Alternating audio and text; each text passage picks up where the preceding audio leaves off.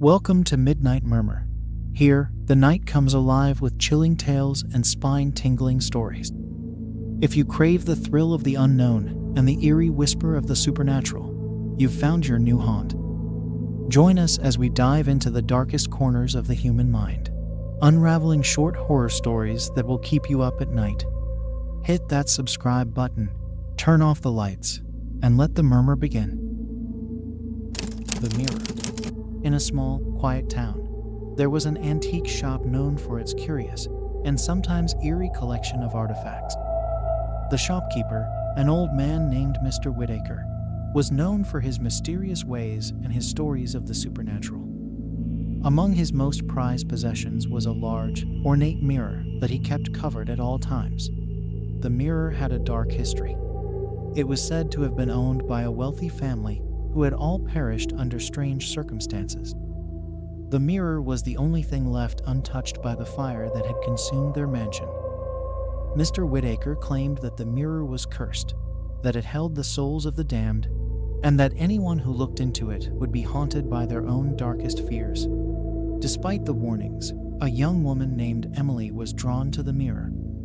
She was a writer, always in search of inspiration, and the mirror's ominous reputation intrigued her.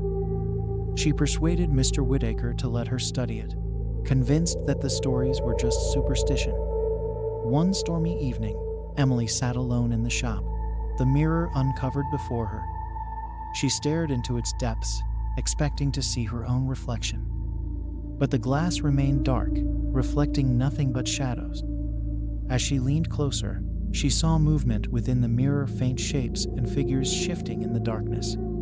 A cold dread settled over her as she realized the shapes were people. Their faces were twisted in anguish, their eyes hollow and empty. She tried to look away, but her gaze was locked on the mirror, as if an invisible force was holding her in place. The figures in the mirror grew clearer, and she recognized them as people she knew, friends, family, and even strangers she had passed on the street. Then she saw herself. Her reflection stood among the tormented souls, staring back at her with a look of pure terror. Emily's heart pounded as she watched her mirror self raise a hand and press it against the glass. She felt an icy chill spread through her body, and the room around her began to fade. The last thing she saw was her reflection's mouth moving, forming words she couldn't hear. Then everything went black. When Emily awoke, she was still in the antique shop, but something was different. The air was thick and oppressive, and the light seemed dim and distorted. She looked around and saw that the shop was empty. Mr. Whitaker was gone, and the door was locked from the inside. Panic set in as she realized she was trapped. She turned to the mirror and saw her reflection, but it was not her own. It was the reflection of the woman who had been in the mirror before, the one whose eyes had been hollow and empty. The reflection smiled, a cold, cruel smile, and mouthed the words, "Welcome to the mirror." Emily's scream echoed through the empty shop, but there was no one to hear it. She was alone, trapped in a world of shadows and torment, her soul forever bound to the cursed mirror.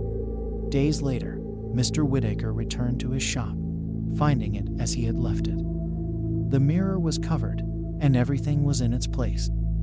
He sighed, knowing that another soul had fallen victim to the mirror's curse. He replaced the cover and locked the shop, leaving the mirror and its trapped souls to their eternal fate. The dollhouse. In the heart of a sprawling, dilapidated mansion stood a dollhouse, an exact replica of the mansion itself. The dollhouse was beautifully crafted, with intricate details and delicate furnishings. It had been passed down through generations, its origin shrouded in mystery. The current owner of the mansion, a young woman named Leela, had inherited it from her grandmother. Leela had always been fascinated by the dollhouse. As a child, she would spend hours playing with it, rearranging the tiny furniture and imagining stories for the miniature inhabitants. But as she grew older, she began to notice strange things. The dollhouse seemed to change on its own, the furniture moving and the rooms rearranging without her touch. One evening, as a storm raged outside, Leela sat alone in the dimly lit room where the dollhouse was kept. She felt a strange compulsion to open it, to explore its tiny rooms once more. As she peered inside, she noticed something odd. There were tiny figures in the rooms, dolls that she had never seen before. The dolls were eerily lifelike, their faces frozen in expressions of fear and despair. Leela's curiosity turned to unease as she recognized the dolls. They resembled people she knew, her friends, her family, even herself. She reached out to touch one of the dolls, and as she did, a cold, unnatural sensation washed over her. Suddenly, the room around her began to change. The walls shifted, and the floor seemed to ripple beneath her feet. Leela stumbled back, her heart racing, as she realized the dollhouse was growing. The tiny rooms expanded, the furniture enlarging there, until she found herself standing inside the dollhouse, now life-sized and horrifyingly real. The mansion was silent, its halls dark and foreboding. Leela called out, but there was no response. She wandered through the rooms, each one a twisted mirror of the real mansion. The air was thick with a sense of dread, and the shadows seemed to move with a life of their own. In one of the rooms, she found a figure standing by the window. It was a doll, but life-sized and eerily human. Its face was blank, its eyes empty sockets. As she approached, the doll turned to face her, and Leela saw her own features reflected in its lifeless gaze. Terrified, she backed away, only to find herself surrounded by more dolls. They were everywhere, filling the rooms and hallways, their expressions twisted in silent screams. She realized with growing horror that these were not just dolls, they were people, trapped in the dollhouse just as she was. Desperate to escape, Leela ran through the mansion, searching for a way out.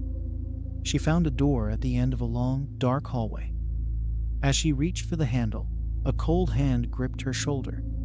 She turned to see a doll with her grandmother's face, its eyes filled with a terrible sadness. "You can't leave," the doll whispered. "We are all trapped here, bound to the dollhouse forever." Leela's scream echoed through the mansion as the dolls closed in around her. She felt herself being pulled into their ranks, her body stiffening, her skin growing cold and hard. She was becoming one of them, another doll in the cursed dollhouse. When the storm finally passed, the mansion was silent once more. The dollhouse stood in its place, unchanged, its tiny rooms perfectly arranged. Inside, new dolls had appeared, their faces frozen in expressions of fear and despair. Generations later, the mansion was sold to a new family. A young girl found the dollhouse and was immediately enchanted by its beauty. She played with it for hours, rearranging the tiny furniture and imagining stories for the miniature inhabitants. But as she grew older, she began to notice strange things. The dollhouse seemed to change on its own, the furniture moving and the rooms rearranging without her touch. And one stormy evening, she would open the dollhouse, unaware of the horror that awaited her, and the cycle would begin again. The Watcher. In a small, secluded village, there was an old, abandoned house that no one dared to enter. The villagers spoke of it in hushed tones, referring to it only as the Watcher's house. It had stood empty for years, its windows boarded up and its doors locked tight. The story went that anyone who stayed in the house overnight would disappear, never to be seen again. The house had once belonged to a reclusive man named Elias Gray. He was known for his eccentricities and his obsession with surveillance. He had installed cameras and listening devices throughout the house, convinced that he was being watched. When he vanished without a trace, the house was left to decay, its dark reputation growing with each passing year. One night, a group of friends decided to test the legend. They were skeptical of the stories and eager for a thrill. Armed with flashlights and a sense of bravado, they made their way to the Watcher's house. The air was thick with tension as they forced open the door and stepped inside. The house was eerily quiet, the air stale and cold. Dust covered every surface, and cobwebs hung from the ceiling. The friends explored the rooms, their flashlights casting long, sinister shadows on the walls. They found old furniture, forgotten belongings, and the remnants of Elias Gray's surveillance equipment. In the living room, they discovered a large, cracked mirror that seemed out of place among the decay. As they examined it, one of the friends, Jack, noticed something odd. The reflection in the mirror didn't quite match the room. He saw movement where there should have been none, and shadows that didn't correspond to their own. "Guys, something's not right," Jack said, his voice trembling. The others gathered around the mirror, their unease growing. Suddenly, the reflection shifted. The room in the mirror was no longer the living room, but a dark, narrow hallway. At the end of the hallway stood a figure, barely visible in the dim light. It was tall and thin, its eyes glowing with a sinister light. Before they could react, the lights in the house flickered and went out. The friends were plunged into darkness, their only light coming from their flashlights. Panic set in as they fumbled to find each other. "We need to get out of here," Sarah, one of the friends, said, her voice shaking. They stumbled through the house, disoriented and frightened. The narrow hallways seemed to twist and change, leading them in circles. The air grew colder, and they could hear faint, whispering voices all around them. "Who's there?" Jack called out. But there was no response, only the echo of his own voice.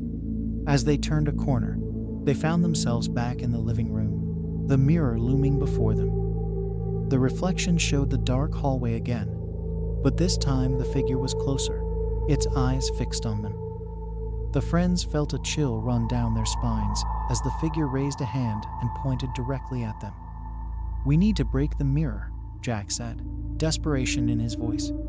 They grabbed a chair and smashed it against the mirror. The glass shattered, and for a moment, they thought they were free. But the relief was short-lived. The reflection reformed in the shards of glass on the floor, showing the figure now standing right behind them. They turned to run, but the house seemed to close in around them. The walls twisted, and the doors disappeared. The whispering voices grew louder, and the air grew colder still. One by one, the friends were separated, each drawn into the darkness by an unseen force. Jack found himself alone in a narrow hallway, the same one from the mirror. He could feel the presence of the Watcher behind him, its cold breath on his neck. He ran, but the hallway stretched on endlessly, the walls closing in around him. In the living room, the shattered mirror slowly pieced itself back together. The reflection showed the friends, now trapped in the house, their faces twisted in fear and despair. The Watcher stood among them, its eyes glowing with a sinister light. The villagers never saw the friends again. The Watcher's house remained abandoned, its reputation even darker than before. And on quiet nights, if you listened closely, you could hear the whispering voices of the trapped souls, calling out for help that would never come.